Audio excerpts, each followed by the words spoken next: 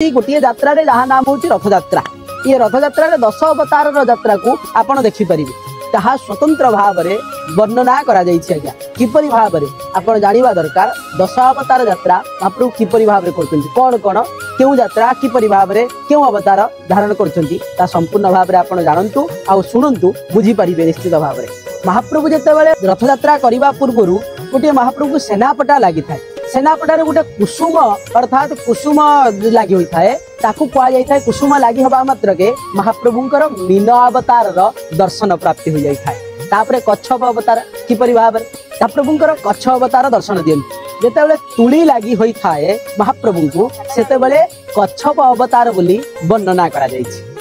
आपण माने देखिथिबे महाप्रभु को नाकुआसी लगी होता है जितेबाला नाकुआसी लगी हवा मात्र के महाप्रभु सेतेबाले बराह रूप को धारण करती जितेबाला संपूर्ण महाप्रभुंकर सेनापटा लगी हो जाए से सेनापटा लगी दृश्य को आपण देखिबे संपूर्ण भाव में बराह रूप जेपरि भाव में कहगला कौन नाकुआसी लगिगले से भाई भाव में सेनापटा लगी होगला मात्र के महाप्रभु सेतेबाला नरसिंह रूप में धारण कला भली दृश्यमान होती। महाप्रभु जितेबाला रथारूढ़ हुंती सेतेबाला कौन कहुई ना रथे तू वामनम दृष्ट्वा पुनर्जन्म न विद्यति सेतेबाला महाप्रभु वामन अवतार को धारण करती। जितेबाला महाप्रभु आड़प मंडप विजय करती आड़प डोरी जितेबाला लगी जाए महाप्रभु को सेतेबाला कौन कहुई ना परशुराम रूप को महाप्रभु सेठारे प्रकट करती से 10 अवतार यात्रार परशुराम भूमिका आड़प मंडप विजय बेले दृश्यमान होती। आड़प मंडप रे महाप्रभु को दर्शन करने मात्र के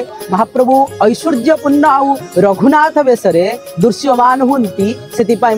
रघुनाथ दर्शन सेठारे प्राप्ति हो जाए। आड़प मंडप रे महाप्रभु 3 दिन रास करिथांती सप्तमी अष्टमी आउ नवमी ये 3 दिन कहुई महारास से रास उत्सव को कहुई महाप्रभु से दिन कृष्ण अवतार अर्थात बलराम अवतार को धारण करिथांती बोली कथारे अछि। कहुई कली जुगे विजय करी बौद्ध अवतारेण बेनीभुज टेकी प्रभु जाचु अछ शरण जाचु अछ शरण अर्थात महाप्रभु इठारे बौद्धावतार दर्शन देइथांती कादरे ना जेतेबेले नीलाद्रि विजय होई जानती आज्ञा आउ जेतेबेले आपण माने देखिथिबे महाप्रभु को कौन करिथांती ना घोड़ा लागी होई जिवो महाप्रभु रथ ऊपर आज्ञा विराजमान करिथिबे सेतेबेले महाप्रभु बेश श्रृंगार हो जाइथिबे ठीक कल्कींकर रूप दर्शन होता है से महाप्रभु हेउछंती 10 अवतार यात्रार एठारे दर्शन देइथांती। आपन को जदी एई जो सब्जेक्ट जो टॉपिक थी आपन को जदी भल लागिला एई विषय वस्तु को जदी आपण निश्चित भाव में बुझी पारिले जय जगन्नाथ निश्चित भाव लिखंतु और शेयर मध्य करिले। जय जगन्नाथ।